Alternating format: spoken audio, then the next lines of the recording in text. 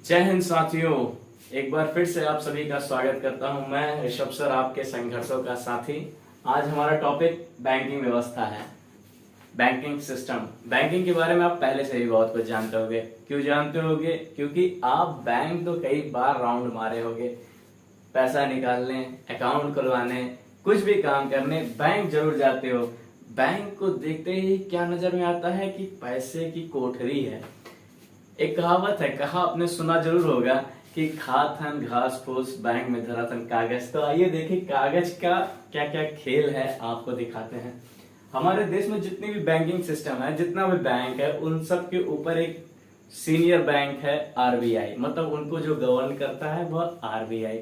आराम से सीखेंगे, समझ समझ के जानेंगे। आरबीआई के बारे में पहले कुछ जान लीजिए। आरबीआई की स्थापना 1 अप्रैल 1935 में 1935 में कलकत्ता में की गई थी। मतलब वहां का हेडक्वार्टर कलकत्ता में था। अधिनियम क्या था? आरबीआई अधिनियम 1934 के तहत आरबीआई की स्थापना की गई कलकत्ता में। उसको 1937, आप सारे सन डेट सब टाइम याद किए कर लीजिएगा, क्योंकि परीक्षाओं में यह जरूर पूछे जाते हैं। उसको 1937 में बॉम्बे लाया गया। मतलब हेडक्वार्टर कहाँ हो गया? बॉम्बे चला गया। ठीक। अब इसके बाद जब हमारा देश आजाद हुआ, उसके बाद 1 जनवरी 1949 को आरबीआई को नेशनलाइज बैंक कर दिया गया। मतलब वो केंद्रीकृत बैंक हो गया। अब वह राज करेगा। मतलब राज करने का मतलब राजा नहीं है, मतलब अब वह सभी बैंकों का हेड हो गया। सभी बैंकिंग सिस्टम अब वो हैंडल करेगा। ठीक। इसके साथ साथ जब पहली बार आरबीआई को केंद्रीकृत बैंक बनाया गया, ऐसा सिस्टम लाया गया, उसमें सबसे पहले आरबीआई में एक गवर्नर बैठे। तो उस समय आसवार्थ स्मिथ क्या कहते हैं, आरबीआई में गवर्नर थे जब पहली बार इसको आरबीआई नियम तब बनाया गया था। और हमारा देश जब आजाद हुआ तो सीडी देशमुख साहब को आरबीआई का गवर्नर सीडी देशमुख साहब को बनाया गया। वर्तमान में आरबीआई का गवर्नर कौन है आप जानते हैं, शक्तिकांत दास जी हैं। ठीक। अब आरबीआई के बारे में जानने से पहले आरबीआई की कुछ जिम्मेदारियां हैं, उस जिम्मेदारियों को भी जान लेते हैं। तो आरबीआई की क्या क्या जिम्मेदारियां हैं साथियों? पहली जिम्मेदारी है गैर पारंपरिक जिम्मेदारी और दूसरी पारंपरिक जिम्मेदारी। गैर पारंपरिक जिम्मेदारियां वो जिम्मेदारियां होती हैं जो कुछ समय के लिए की जाती हैं। जब वह उसका कार्य पूरा हो जाता है तो उसके बाद वो जिम्मेदारियां खत्म हो जाती है। जिसके अंतर्गत आप सुने होंगे वित्तीय समावेशन। वित्तीय समावेशन वो होता है जहां सबका मतलब अकाउंट खुलवाया जाए। जब सबका अकाउंट खुल जाएगा तो उसके बाद सरकार की योजना आती है, लोगों का अकाउंट खुल गया, अब उसके पारंपरिक गैर पारंपरिक जिम्मेदारियां खत्म। जैसे आपने सुना होगा डिमोनेटाइजेशन, पैसा जो परिवर्तन हुआ था वो कुछ क्षण के लिए ये जिम्मेदारियां हैं। अब वो कार्य पूरा हो गया, अब ये जिम्मेदारी खत्म। इंपॉर्टेंट है, आरबीआई की सबसे बड़ी जिम्मेदारी है पारंपरिक जिम्मेदारियां। आइए कुछ पारंपरिक जिम्मेदारियों के बारे में चलते हैं, जान लेते हैं। पारंपरिक जिम्मेदारियां आरबीआई की क्या क्या है? पहली पारंपरिक जिम्मेदारियां हैं, यह आरबीआई गवर्नमेंट ऑफ इंडिया की और स्टेट गवर्नमेंट की बैंक है, बैंकों की तरह काम करती है। मतलब ये इन दोनों की बैंकिंग सिस्टम है पूरी। अगर इनके पास मतलब भारत सरकार के पास या राज्य सरकारों के पास यदि अधिशेष अधिक हो तो वह आरबीआई के पास जमा कर सकते हैं और आवश्यकता पड़ने पर वह आरबीआई से ऋण उठा सकते हैं। तो भारत में क्या है, भारत में सारे स्टेट और खुद भारत सरकार भी आरबीआई उनके लिए बैंक का काम करती है। सिर्फ एक स्टेट को छोड़ के, वह है सिक्किम। आपको जानते रहना है, छोटे मोटे परीक्षाओं में यह जरूर पूछ लेता है कि भारत में ऐसा कौन सा स्टेट है जो बैंकिंग सिस्टम आरबीआई से नहीं जुड़ा है। चलिए दूसरी बात क्या है इनकी, कि ये बैंकों के लिए भी बैंक का काम करता है। आपको मैं जब पिछली वीडियो में मॉनेटरी पॉलिसी पढ़ा रहा था तो उसमें सारा सिस्टम बताया था कि ये बैंक इससे कैसे ऋण देते हैं, ये बैंक को कैसे ऋण देता है, सब कुछ बताया था। तो इसका मतलब ये तो पक्का हो गया कि ये बैंकों का भी बैंक है, तो सारे बैंकिंग सिस्टम इससे जुड़े होंगे। तीसरा इसका क्या काम है, जितने ही शेड्यूल बैंक हैं, मतलब अनुसूचित बैंकिंग जितनी सिस्टम है, जो आरबीआई अधिनियम के द्वारा अनुसूचित की जाती है, मतलब आरबीआई से परमिशन लेकर लाइसेंस लेकर बैंकिंग सिस्टम शुरुआत करती है, उनके लिए भी ये बैंक का कार्य करती है। पॉलिसीज बनाती है उनके लिए, उनको चलाना है, कैसे चलाना है, सारा रूल्स रेगुलेशन, उनके लिए नियम कानून सब कुछ बनाती है। और हाँ, एक इम्पोर्टेंट बात यह है कि जैसे विदेशी बैंक हमारे देश में कभी कुछ खोलना चाहते हैं शाखा होगा, तो उसको आरबीआई से परमिशन लेना बहुत जरूरी है। ठीक, न सिर्फ हमारे देश की बैंकिंग बल्कि सिर्फ बैंकिंग ही नहीं, एनबीएफसी कंपनीज जितनी भी है, जैसे कि नॉन बैंकिंग फाइनेंशियल कंपनीज जैसे एलआईसी हो गई, कुछ हद तक इन सब चीज को, म्यूचुअल फंड हो गया, कुछ हद तक, बहुत ज्यादा नहीं, थोड़ा बहुत इसमें पॉलिसीज ये भी बनाता है, ज्यादातर तक उसमें तो सेबी का काम ज्यादा है। ठीक, आरबीआई पूरी एक तरीके से रेगुलेटरी अथॉरिटी के तहत कार्य कर रही हो, आपको ऐसी लगेगी। और क्या क्या पारंपरिक जिम्मेदारियां हैं उसकी, जैसे मॉनेटरी पॉलिसी जारी करना। पिछले टॉपिक में मैंने आपको बताया था मौद्रिक नीति जारी करती थी। मौद्रिक नीतियां का क्या काम है वो आपको जानना होगा, तो पिछली टॉपिक में आपको जाकर देख लेना है। इसके साथ साथ आरबीआई के पास और क्या क्या सिस्टम है। आरबीआई का विदेशी मुद्रा कोष है, आरबीआई में विदेशी मुद्रा कोष भी है। विदेशी मुद्रा कोष वो होता है जहां सारे दुनिया के बड़े बड़े देशों का या दुनिया की जो इम्पोर्टेंट करेंसी है वह सब कहीं रखी गई होती है। जब हमको व्यापार करना होगा तो हम उस कोष से भी पैसा निकाल के व्यापार कर सकते हैं। वैसे उस कोष से व्यापार नहीं किया जाता है, और भी बहुत काम किया जाता है, वो आगे मैं आपको समझाऊंगा उससे क्या कार्य किया जाता है। तो उस कोष में कैसी कैसी करेंसियां रखी है, कुछ इसके बारे में जान लीजिए। जैसे उसमें डॉलर रखा है, पाउंड रखा है, यूरो रखा है, एन रखा है और एसडीआर रखा है।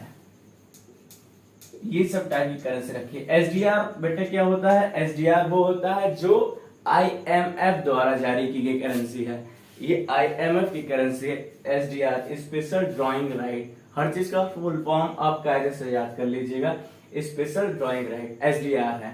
ठीक, चलिए इसके साथ साथ और एक बहुत महत्वपूर्ण बात जान लेते हैं। आप इससे पहले इतनी जानकारी तो आपको वैसे भी पहले थी, जो 1 रुपए का जो नोट होता है ये हमारे देश में आरबीआई जारी नहीं करता है, ये भारत सरकार द्वारा जारी होता है और इसमें वित्त सचिव का सिग्नेचर होता है।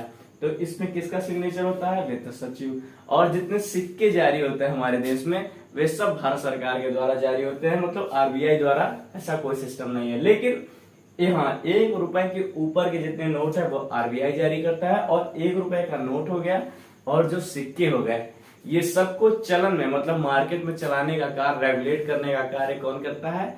आरबीआई करता है। चलिए इसको और आगे बढ़ाते हुए कुछ नोटों के बारे में, आरबीआई कैसे नोट जारी करती है और कैसे कहां कहां से नोट जारी होता है उसके बारे में भी जानेंगे। चलिए साथियों, एक बार हम आरबीआई के मुद्रण मुख्यालयों के बारे में भी जान लेते हैं। देवास मध्य प्रदेश में पड़ता है, और नासिक महाराष्ट्र में, सालबुनी वेस्ट बंगाल और मैसूर कर्नाटक में यहाँ नोट छपते हैं। छपाई का काम यहाँ होता है। ठीक, तो पहुंच जाइए आरबीआई के मुख्यालयों के आसपास, शायद एक आध नोट आपको प्राप्त हो जाए। तो ये देवास और नासिक का जो मुख्यालय है यह भारत सरकार के कंट्रोल में आता है, मतलब इस पर मालिकाना अधिकार भारत सरकार करता है। और सालबुनी और मैसूर में जो है वो उस पर अधिकार आरबीआई का है। ठीक, सिक्के जारी करने के जो मुख्यालय हैं उनका नाम है नोएडा, कलकत्ता, हैदराबाद, मुंबई। सुनिए, नोएडा, कलकत्ता, हैदराबाद, मुंबई, याद रखिएगा, ये सब बहुत इंपॉर्टेंट है। मुद्रण मुख्यालयों को जानना बहुत जरूरी है। इसके बाद हम आरबीआई कैसे नोट जारी करती है, इस सिस्टम, इस प्रणाली को समझेंगे। रख हौसला वो मंजर भी आएगा, प्यासे के पास चलकर समंदर भी आएगा। चलिए साथियों, अब जानते हैं आरबीआई सिस्टम, किस सिस्टम के तहत नए नोट जारी करती है और नोट जारी करने के सिस्टम क्या क्या हैं। नोट जारी करने के सिस्टम 2 तरीके के हैं। पहला न्यूनतम आरक्षी प्रणाली, दूसरा आनुपातिक आरक्षी प्रणाली। ठीक, मतलब पहला मिनिमम रिजर्व रेशियो और दूसरा प्रोपोर्शनल रिजर्व रेशियो। हमारे देश में पहला वाला न्यूनतम आरक्षी प्रणाली का प्रयोग किया जाता है।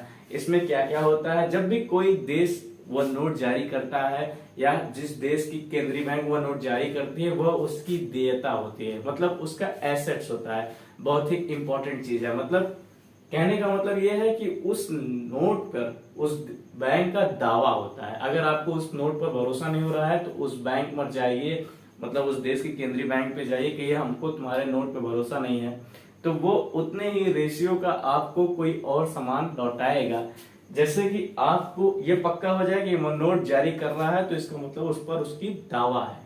ठीक, तो न्यूनतम आरक्षित प्रणाली के तहत क्या होता है कि आरबीआई भारत सरकार में, मतलब भारत में आरबीआई एक बार में 10,000 करोड़ रुपए तक का नोट जारी करती है।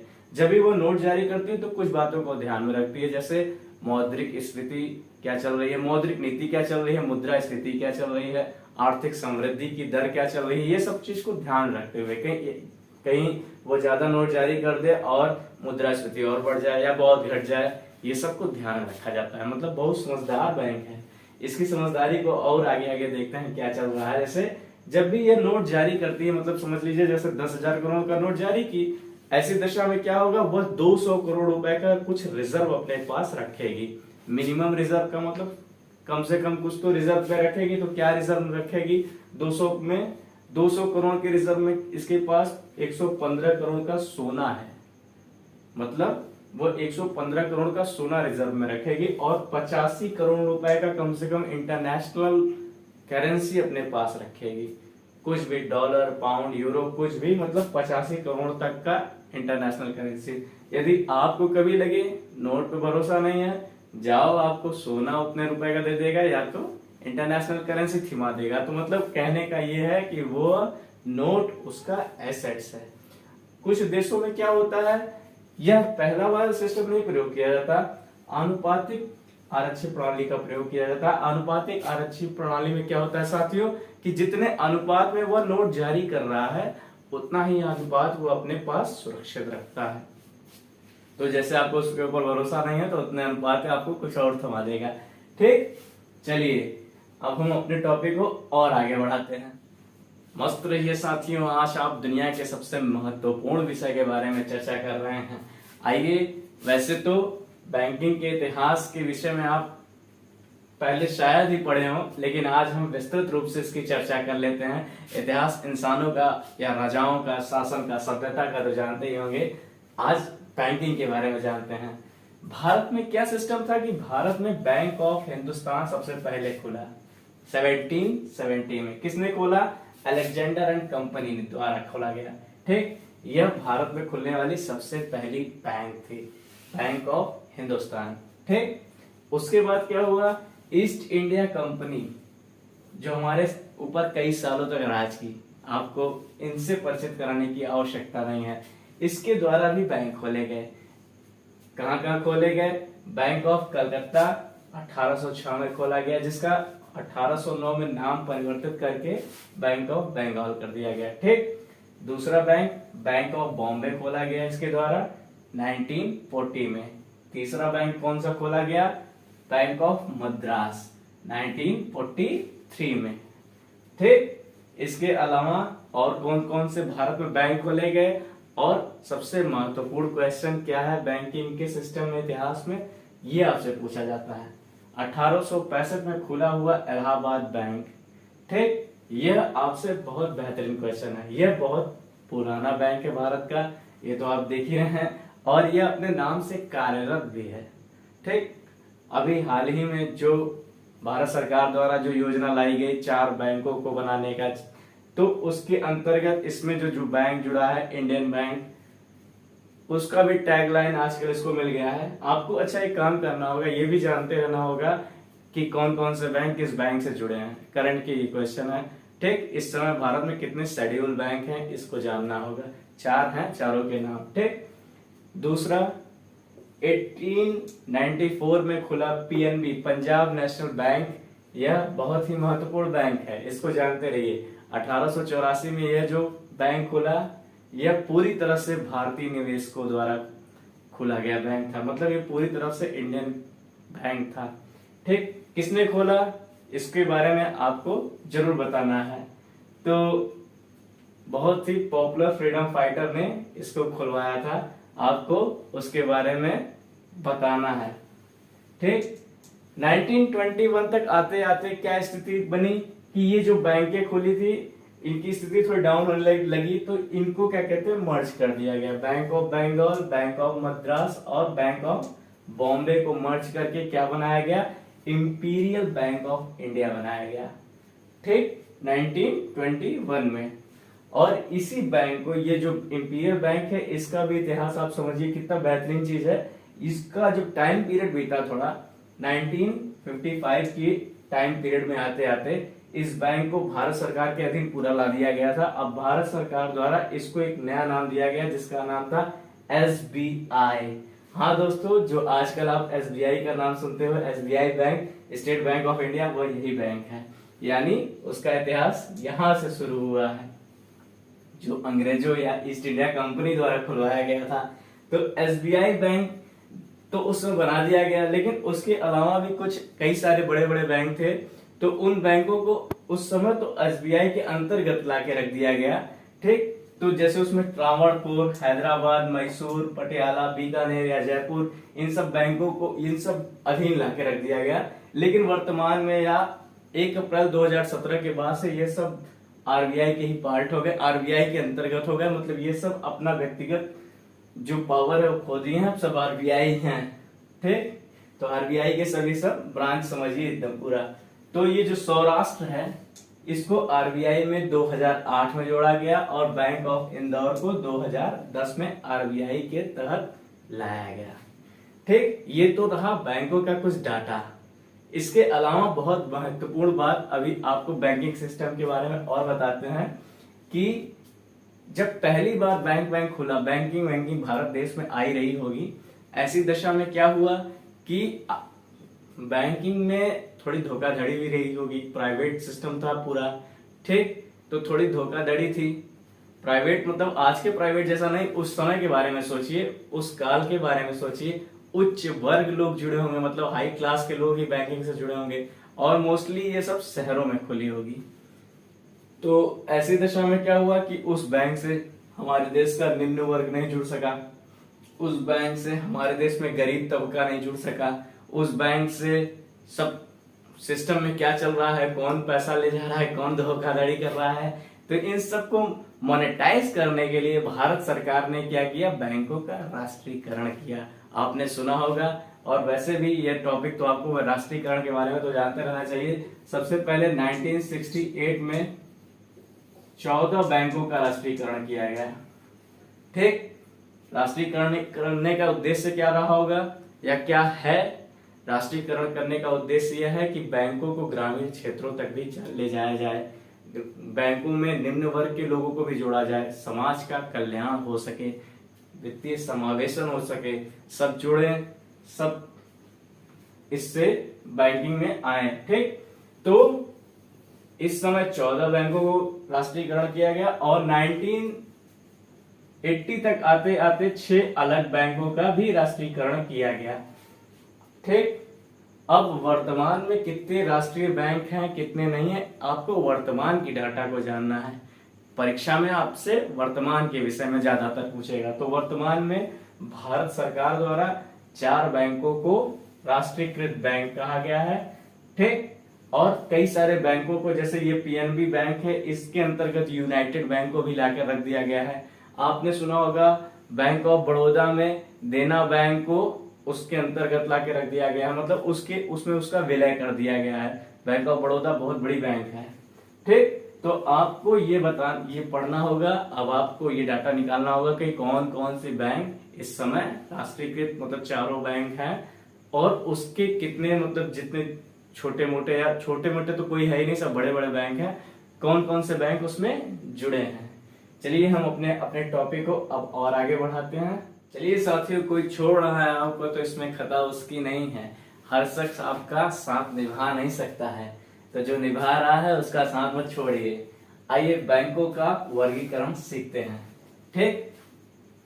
भारत में बैंक शेड्यूल बैंक और नॉन शेड्यूल बैंक 2 तरीके से वर्गीकृत हैं। तो हमें वैसे शेड्यूल बैंक के बारे में पढ़ना है, नॉन शेड्यूल के बारे में नहीं जानना है। तो शेड्यूल बैंक क्या है, नॉन शेड्यूल बैंक क्या होते हैं, इसके बारे में आप कुछ जान लीजिए। शेड्यूल बैंक वो हैं जो RBI अधिनियम 1934 के 2वीं अनुसूची के तहत आते हैं। ठीक, मतलब समझे, लाइन समझे। 1934 जो आरबीआई का अधिनियम है वो कई अनुसूचियों में बनाए गए हैं, उसमें जो द्वितीय वाला सेकंड वाले जो लाइन अनुसूची है उसमें जो निर्देश लिखे गए हैं वो शेड्यूल बैंक के निर्देशन है। तो शेड्यूल बैंक होते कौन कौन है? जो बैंक बैंकिंग सिस्टम की शुरुआत करने से पहले एक बार आरबीआई से अनुमति प्राप्त करता है, स्वीकृति लेता है। ठीक, तो यदि कोई बैंक आरबीआई से स्वीकृति प्राप्त किया है, अनुमति प्राप्त किया है और आरबीआई ने उसे स्वीकृति दे दी है तो वो शेड्यूल बैंक के तहत आ जाएगा। यह सूची क्या है? परिवर्तनशील है। यदि कोई बैंक इससे स्वीकृति प्राप्त करता है तो वो इसमें जुड़ जाता है, और यदि कोई बैंक अपना कारोबार भारत से बंद करके निकलता है तो फिर वो हट जाता है। ठीक, बात समझ में आ गई। अब जो बैंक इसके तहत अनुसूचित मतलब इस सूची में नहीं फीड है वह अनुसूचित बैंक नहीं कहलाएंगे, वह गैर अनुसूचित बैंक कहलाएंगे, तो उसे हमें जानना ही नहीं है, मतलब वो हमारे लिए पूरा टोटली बेकार चल रहा है। ठीक, अब अनुसूचित बैंक के कुछ दिशा निर्देश हैं जो बनाए गए हैं उसके बारे में जान लेते हैं। यहाँ मैंने 3 दिशा निर्देश लिखे हैं, ऊपर नीचे लिख दिया हूं लेकिन आपको समझा देता हूं। पहला क्या है? ग्राहकों को क्षति न पहुंचे। कहने का मतलब यह है कि ग्राहक यानी कस्टमर भगवान है, उसको कष्ट ना हो, उसकी क्षति ना हो, मतलब उसको परेशान ना किया जाए, उसको अपमानित ना किया जाए। तो पहला इसमें यही लिखा है, पहला नियम इसमें ये लिखा है। दूसरा क्या लिखा गया है? दूसरा लिखा है कि जब भी कोई बैंक जो कि इसके तहत आए उसकी न्यूनतम प्रदत्त पूंजी यानी पेड अप कैपिटल, न्यूनतम प्रदत्त पूंजी वो पूंजी होती है जो जब भी कोई बैंक खुलता है तो उसके जो शेयर होल्डर्स होते हैं उनके पास उस बैंक को खोलने के लिए जितना पैसा होता है, मतलब जितना पैसा आरबीआई डिसाइड किया है वह उसकी न्यूनतम प्रदत्त पूंजी है। तो उस समय जब ये बनाई गई थी सूची तो उसमें लिखा था कि 5 लाख रुपए, जो कि अब वर्तमान में परिवर्तित कर दिया गया। आप क्या सोच रहे हैं? आपके पास 5 लाख रुपए है तो आप बैंक ही खोल देंगे, ऐसा कुछ नहीं है। अब यह 500 करोड़ रुपए हो गया है। ठीक, तो अगर आपके पास 500 करोड़ रुपए रहेगा तब आप बैंक खोल सकते हैं। ठीक, तो पहले 500 करोड़ रुपए होने के लिए उसको कमाना पड़ेगा, पढ़ना पड़ेगा।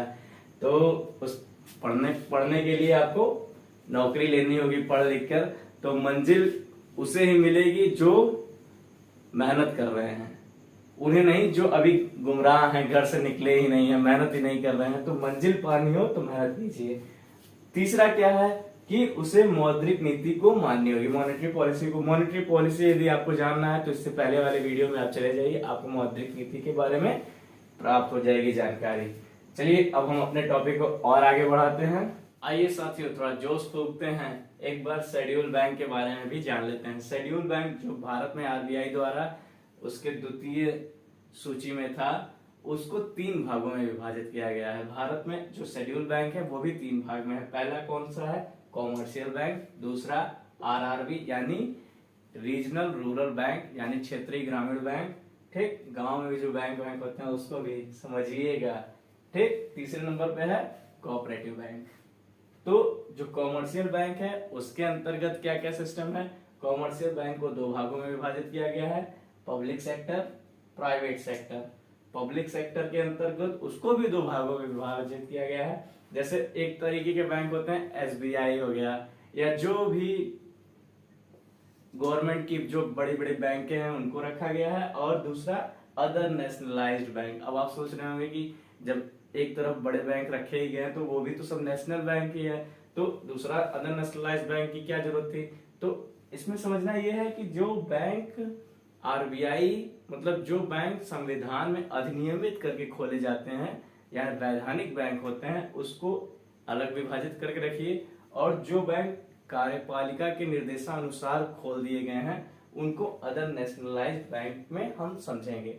ठीक, दूसरा आरबीआई, दूसरा हम आरआरबी के बारे में पढ़ेंगे। और कोऑपरेटिव बैंक इसको 2 भागों में विभाजित कर दिया गया है। जैसे उसको पहला भाग है स्टेट कोऑपरेटिव, दूसरा भाग है अर्बन कोऑपरेटिव। इसके बारे में भी पढ़ेंगे, मतलब कुल 3 भागों में है और उसके अंदर भाग है। अच्छा, इधर जो लिखा है इसके बारे में भी कुछ और चर्चा कर लेते हैं। अपने देश में कुल बाजारी पूंजी मतलब पूरा मार्केट में जितनी वैल्यूज पैसा वैसा टहल रहा है उसके तहत जो सबसे बड़ी बैंक है वह है HDFC बैंक। ठीक, और मतलब बहुत पैसे वाला बैंक है, वैसे तो ये प्राइवेट बैंक है। ठीक, परिसंपत्ति के आधार पर यानी घर, बिल्डिंग, ब्रांच के आधार पर जो सबसे बड़ा बैंक है वह है SBI। ठीक, अभी आपने खुद ही देखा था कई सारे उसके ब्रांचेस थे। ठीक, और SBI सबसे बड़ा बैंक है परिसंपत्ति या ब्रांचेस के आधार पर। दूसरे नंबर का जो सबसे बड़ा बैंक है वह भारत में ICICI है। ठीक, यह भी प्राइवेट बैंक है। ऐसे ही जैसे हमने भारत के बारे में जाना है, दुनिया के बारे में जानते हैं। आइए, जो दुनिया की सबसे बड़ी बैंक है बाजारी पूंजीकरण के हिसाब से वह JP मॉर्गन चेज है। ये USA की बैंक है। JP मॉर्गन चेज का हमारे भारत में कोई ब्रांच नहीं है।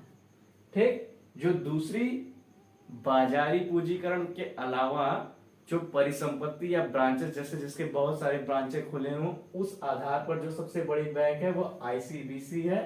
ICBC का फुल फॉर्म ये है industrial and commercial bank of China. ठीक, तो मतलब ये चाइना की बैंक है, बहुत बड़ी बैंक है। हमारे देश में भी इसका ब्रांच खुला है। हमारे देश में जिस विदेशी बैंक का सबसे ज्यादा ब्रांच खुला है उस बैंक का नाम है स्टैंडर्ड चार्टर्ड बैंक। ठीक, यह बैंक ब्रिटेन की है। इसका ब्रांच हमारे देश में बहुत खुला हुआ है। अच्छा, हमारे देश में एक बैंक ऐसा भी है जो वित्त मंत्रालय के अंतर्गत ना होकर हमारे देश में गृह मंत्रालय के अंतर्गत आता है। मतलब एक ऐसा सहकारी बैंक है, वह उसका हेडक्वार्टर चेन्नई में है। उसका नाम क्या है? Repco Repatriate Cooperative Bank. Repco Repatriate Cooperative Bank. ठीक, मतलब अब इतना तो आप समझ ही गए होंगे कि बैंकिंग सिस्टम जो है वह वित्त मंत्रालय के अंतर्गत आती है। बस एक ठो अपवाद चल रहा है। चलिए अब हम कुछ RRBs के बारे में पढ़ते हैं, मतलब क्षेत्रीय ग्रामीण बैंक के बारे में जान लेते हैं। तो क्षेत्रीय ग्रामीण बैंक यह सबसे पहले भारत में 2 अक्टूबर 1975 में 4 राज्यों में 5 बैंक खोले गए। RRBs अधिनियम 1976, याद रखिएगा इसका भी अधिनियम बनाया गया है 1976 को। ठीक, तो वो कौन से 4 स्टेट थे और कहां कहां खोले गए इसके बारे में थोड़ा देख लेते हैं। तो उत्तर प्रदेश में खोला गया। उत्तर प्रदेश के 2 जगह पे, गोरखपुर, मुरादाबाद। राजस्थान में जयपुर, हरियाणा में भिवानी एक जगह है वहां पर, और वेस्ट बंगाल में मालदा एक जगह पड़ता है वहां पर यह बैंक खोला गया। धीरे धीरे करते करते 196 बैंक खोल दिए गए, 196 बैंक खोल दिए गए। अच्छा, इस बैंकिंग सिस्टम में क्या सिस्टम था, मतलब कैसे किसका कितना शेयर था? तो 50% शेयर गवर्नमेंट ऑफ इंडिया का था, 15% शेयर उस स्टेट का था जहां पर यह खुलता था, और 35% कुल शेयर उस बैंक का था जो ये RRBs खोल रहा था। अच्छा, अब RRB खोले कहाँ जाते थे? यह विशेष क्षेत्र या किसी ग्रामीण क्षेत्र में, गांव में खोले जाते थे। ठीक, अब जब गांव में खोलेंगे तो इसका काम क्या होगा? गांव के लोगों को, ग्रामीण लोगों को कर्ज देना या उनसे जमा राशि प्राप्त करना बैंक का जो काम है। तो गांव में क्या होता है, जनरली उस समय की इतिहास को समझते हुए तो आप समझ ही रहे होंगे कि उस समय कृषि ही सबसे बड़ी चीज रही होगी। तो यह बैंकें कृषि क्षेत्रों में ऋण दिया करती थी, या कोई व्यक्ति यदि कुछ लघु उद्योग अपनाना चाहता हो तो उसको भी इसमें ऋण दिया जाता था इसके माध्यम से। अब आपको पता है कृषि पूरी अनिश्चितताओं पर डिपेंड हो गई है, पूरी मौसम का जुआ हो गई है। तो ऐसी दशा में क्या हुआ, कृषि द्वारा जो ऋण प्राप्त किए जाते थे वह किसानों द्वारा टाइम पर पे नहीं कर पाया जाता था, या तो इनकी जो जमा राशि हुआ करती थी, वहां के लोग जो जमा राशि जो जमा करते थे, गांव में लोगों के पास पैसा ही कितना रहता है, तो बहुत सारे पैसे भी इसमें नहीं जमा होते थे। तो ऐसे में क्या हुआ, इनके घाटे में जाने लग गए ये सब। जब ये बहुत घाटे में जाने लग गए तो ऐसी दशा में भारत सरकार ने क्या किया, इनका विलय करना शुरू कर दिया गया। अब इनका जब विलय करना शुरू कर दिया गया तो जब ये पहले तो 196 थे, अब इनका विलय होते होते अब ये 50 बचे। लेकिन इनकी जो ब्रांचें हैं वह कईयों खोले गए, मतलब हजारों की संख्या में इनकी ब्रांचेस हैं। तो ये मत सोचिएगा कि इनकी ब्रांच नहीं है, ब्रांच तो लेकिन आरआरबीज का अब विलय हो गया, अब ये इनकी संख्या बहुत कम हो गई है। ठीक, कम होने का कारण क्या था आप खुद ही समझ गए। चलिए अब हम कुछ अपने नए टॉपिक कोऑपरेटिव बैंक के बारे में पढ़ते हैं। चलिए साथियों कुछ कोऑपरेटिव बैंक के बारे में जान लेते हैं। कोऑपरेटिव बैंक वैसे तो यह आपसी सहयोग के आधार पर बनाया गया है, अतः यह लाभ लेने के उद्देश्य से नहीं बनाया गया है। कहने का आशय यह है कि आप लोग ऐसा मत कीजिएगा कि परीक्षा में बैठे तो एक दूसरे का सहयोग करने लग जाए, लाभ मत लें, घाटा खा जाएंगे। अपना अपना परीक्षा कीजिए, पढ़कर जाइए यार, इतना तो पढ़ाया जा रहा है, परों को खोल जमाना उड़ान देखता है। आइए कोऑपरेटिव बैंक के बारे में जानते हैं। कोऑपरेटिव बैंक आपसी सहयोग के आधार पर बनाया जाता है, बता चुका हूँ, लाभ नहीं लिया जाता। यह अनुसूचित बैंक तो है परंतु वाणिज्यिक बैंक नहीं है। ज्यादातर अनुसूचित बैंक आपने सुना होगा, वाणिज्यिक बैंक ज्यादा होती है, कॉमर्शियल बैंक ज्यादा होती है। तो यह कोऑपरेटिव बैंक है। ठीक, प्रारंभ में क्या था, इस पर कोई नियंत्रण नहीं था, मतलब कंट्रोलिंग कोई नहीं करता था। सभी बैंकों पे कौन कंट्रोल करता है, आरबीआई कंट्रोल करता है। तो प्रारंभ में इस पे कोई कंट्रोल नहीं था, फिर इसको स्टेट गवर्नमेंट के कंट्रोल पे लाया गया। ठीक, अब चाबुक स्टेट गवर्नमेंट के पास है, बाद में इसको आरबीआई के कंट्रोल में भी लाया गया। तो मतलब इस पर दोहरा प्रशासन चल रहा है। ठीक, दोहरा प्रशासन कहने का मतलब यह है कि इस पे स्टेट गवर्नमेंट इसके प्रबंधन को देखता है और आरबीआई इसमें वित्तीय पैसे के लेन देन सिस्टम को समझता है। मतलब उसको आरबीआई वित्तीय चीज को देखता है, नियंत्रित करता है, और प्रबंधन को, मैनेजमेंट को कौन करेगा, वह स्टेट गवर्नमेंट करेगा। इसको समझते हैं। इसको दो भागों में वर्गीकृत किया गया है, पहला राज्य सहकारी बैंक, दूसरा शहरी सहकारी बैंक। राज्य सहकारी bank state cooperative society act के तहत चलाया जाता है। ठीक, स्टेट कोऑपरेटिव सोसाइटी एक्ट के तहत इसको दो भागों में बांटा गया है, पहला सेंट्रल कोऑपरेटिव बैंक, दूसरा primary cooperative bank. Central cooperative bank समझाने का मतलब समझिएगा, तो धीरे धीरे समझिए, धीरे धीरे समझेंगे, जीवन भर याद रहेगा। यह जिला स्तर पर है, यानी डिस्ट्रिक्ट लेवल पर यह ब्रांच है। ठीक, सेंट्रल कोऑपरेटिव बैंक जिला स्तर पर, मतलब है उसी स्टेट में, इसीलिए ये स्टेट कोऑपरेटिव बैंक इसका एक्ट ही है। ठीक, उसी स्टेट के किसी भी जिले में यह खोला गया है। तो जिले में अगर जिला स्तर का यह बैंक खोला जाएगा तो इसका ये नाम रहेगा, और अगर उसी स्टेट के किसी गांव में खोला जाए तो उसका नाम प्राइमरी एग्रीकल्चर क्रेडिट सोसाइटी है। अब ये बताने का आशय मेरा ये था कि ये जो प्राइमरी एग्रीकल्चर है ये आरबीआई के अंतर्गत नहीं आता है, यह आरबीआई के अंतर्गत आता है। ठीक, दूसरा जो हमारा शहरी सहकारी बैंक है वह मल्टी स्टेट कोऑपरेटिव सोसाइटी के तहत बनाया गया है। मतलब यह एक से अधिक या दूसरे भी राज्यों में हो सकता है शहरी सहकारी बैंक। ठीक है, और यह आरबीआई के अंतर्गत आता है। ठीक, चलिए यहां से अब हम अपने टॉपिक को बढ़ाते हैं, और ये जो बैंकिंग सिस्टम है इसके तहत एक समिति बैठी थी, नरसिम्हन समिति। उस समिति के बारे में कुछ गाइडलाइन है, उसकी चर्चा करते हैं।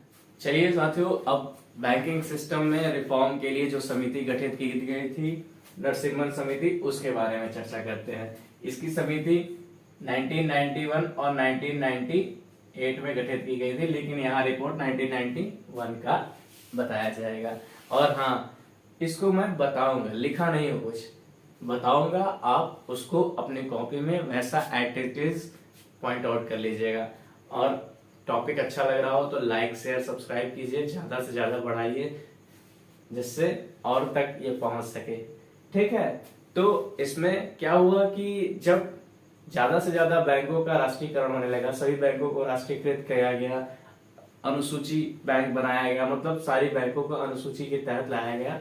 ऐसी दशा में क्या हुआ, बैंकिंग सिस्टम में अब सब काम कम आराम ज्यादा करने लग गए।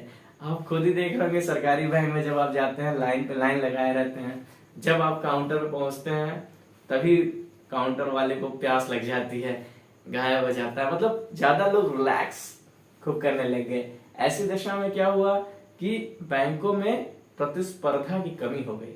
यदि कहीं प्रतिस्पर्धा की कमी हो जाएगी, कंपटीशन की कमी हो जाएगी, तो हम बेस्ट चीज कभी नहीं पा पाएंगे। ठीक, अब ज्यादा से ज्यादा बैंक अनुसूचित के तहत आ गई, दिशा निर्देश आरबीआई जारी कर रहा है, अब किसी को टेंशन ही नहीं है आरबीआई के। तो फिर ऐसी दशा में बेस्ट यानी कंपटीशन कम हो गया। कंपटीशन कम हुआ तो गुणवत्ता प्रभावित हुई, इससे आर्थिक समृद्धि पे भी बहुत असर पड़ सकता है। गुणवत्ता से बहुत महत्व है, ये जान लीजिए। तो उस गुणवत्ता को मेंटेन करने के लिए इनकी जरूरत पड़ गई। अब इन्होंने क्या दिशा निर्देश दिए, आइए उसको एक बार समझते हैं। पहला क्या था कि सबसे पहले ये जो बैंकों का राष्ट्रीयकरण हो रहा है इसको बंद किया जाए। ठीक, राष्ट्रीयकरण वाली व्यवस्था को पहले बंद कीजिए और बैंकों को कंप्यूटरीकृत कीजिए। मतलब उस समय के टाइम पीरियड के हिसाब से आप देखिए 1991 में ज्यादातर काम कागजों पे हो रहा है, तो उसको कंप्यूटरीकृत करना है। अब सारा काम कंप्यूटरों पे जैसे चले, आज के जैसे टेक्नोलॉजी नहीं थी। आप पहले अपने दिमाग को पीछे ले जाइए, उस जीवन को जिए। ठीक, तो कंप्यूटरीकृत करना है, यह पहला कार्य था, और राष्ट्रीयकरण को बंद करना है। दूसरा काम क्या बताया इन्होंने कि ये जो भेदभाव वाली नीति है इसको खत्म कीजिए और सरकारी और प्राइवेट दोनों बैंकों के लिए समान नियम बनाइए, तो भेदभाव पहले खत्म हो। ठीक, तीसरा काम क्या है, ये जो कमजोर बैंक है इनका मजबूत बैंकों के साथ विलय मत कीजिए, क्योंकि जब कमजोर बैंक मजबूत बैंकों के साथ विलय हो जाता है तो कहीं ना कहीं वह भी मजबूत बैंक की जो व्यवस्था है उसको क्षति करता है। ठीक, वो उसकी कमजोर बैंक को बराबर करने के चक्कर में रह जाता है। तो पहला तीसरा काम यह था। और चौथा काम क्या था, कुछ बैंकों को विश्व स्तरीय स्तर पर उभारने की कोशिश कीजिए। ठीक, फेमस कीजिए, दुनिया में जैसे बड़े बड़े बैंक बने।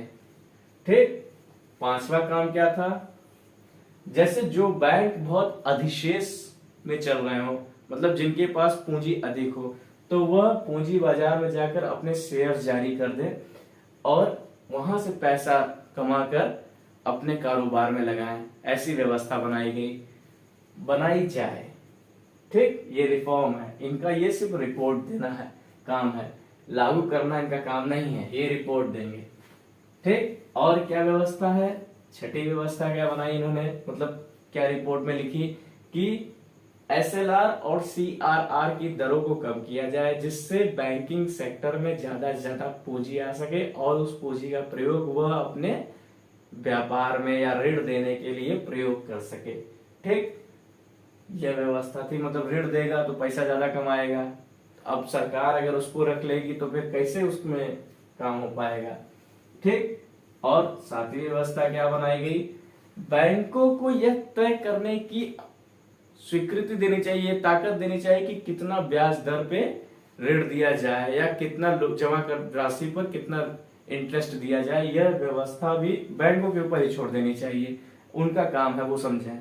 ठीक, इसके अलावा और क्या बताया गया कि आठवां काम, ये जो एनपीए है, नॉन परफॉर्मिंग एसेट्स है, इसकी कुछ व्यवस्था करनी चाहिए भारत सरकार को कि जैसे जो पैसा लेकर चले जाए। एनपीए की चर्चा अभी बाद में बहुत विस्तार से करेंगे, थोड़ा मैं यहाँ पे बता दे रहा हूँ।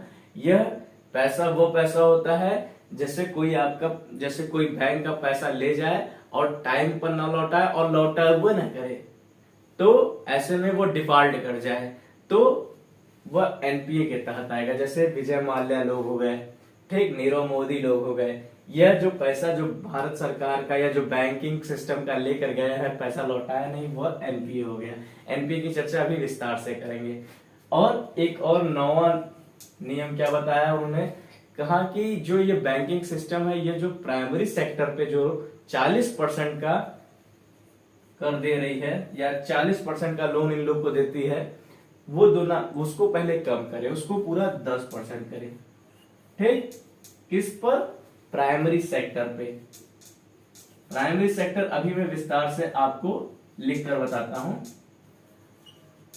तो प्राइमरी सेक्टर के अंतर्गत किस किस सेक्टर आते हैं इसको अभी मैं विस्तार से लिख देता हूं। चलिए, प्राइमरी सेक्टर के अंतर्गत जैसे कृषि और उससे संबंधित क्षेत्र, बुनियादी निर्माण, शिक्षा। बुनियादी निर्माण में बहुत कुछ होता है, जैसे घर भी हो सकता है और कुछ सामाजिक बुनियादी निर्माण है जैसे स्कूल, अस्पताल, ये सब। शिक्षा, निर्यात, कम मूल्य पर गृह ऋण और कमजोर वर्ग यानी SC ST इन सबों को जो ऋण दिया जाए, और सूक्ष्म वित्तीय संस्थानों इनको जो पैसा दिया जाए।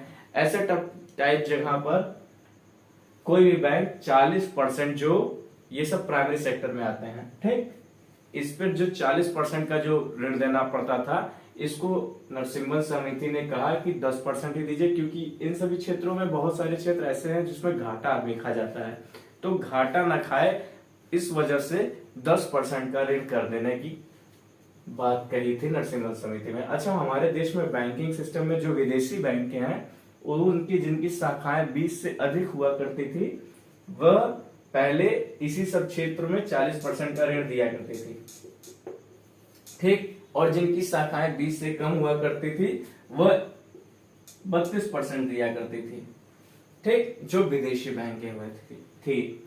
और जो भारतीय बैंक थी उनके लिए क्या नियम लागू था, वो जिनकी शाखाएं 20 से अधिक हो वह देती तो सब 40% थी, मतलब इन सारे क्षेत्रों में, लेकिन कृषि और संबंधित क्षेत्रों में उसे 18% का ऋण देना पड़ता था, ठीक, मतलब कितना बड़ा प्रतिशत तो इसी में देना पड़ रहा है। लेकिन 2019-20 में RBI ने एक नया नियम लाया, उसके तहत अब जितनी भी सारी बैंकें हैं, वे सारी बैंक जितनी खुली हुई है, वे सारी बैंक अब यह प्राइमरी सेक्टर पे 40% का पूरा ऋण देगी, ठीक है। अब मतलब सब 40% ही देंगे, वो 32% वाला सिस्टम ही हटा दिया गया। चलिए, आज हमारा यहाँ से ये पहला टॉपिक बैंकिंग का कंप्लीट हो जाता है। अब इसके बाद हम जानेंगे NPA और NBFCs, ये सब सिस्टम के बारे में जानेंगे, ठीक है। तो टॉपिक अच्छा लगा हो तो प्लीज लाइक और सब्सक्राइब शेयर जरूर कीजिए, और साथियों डट के पढ़िए, लग के पढ़िए और जीत जाइए। FCI में जो एक भर्ती आई है, FCI food corporation of India, उसमें भी इकोनॉमिक्स का बहुत ही ज्यादा पार्ट है, तो आप अगर भरे हो तो इसको जरूर देखिएगा।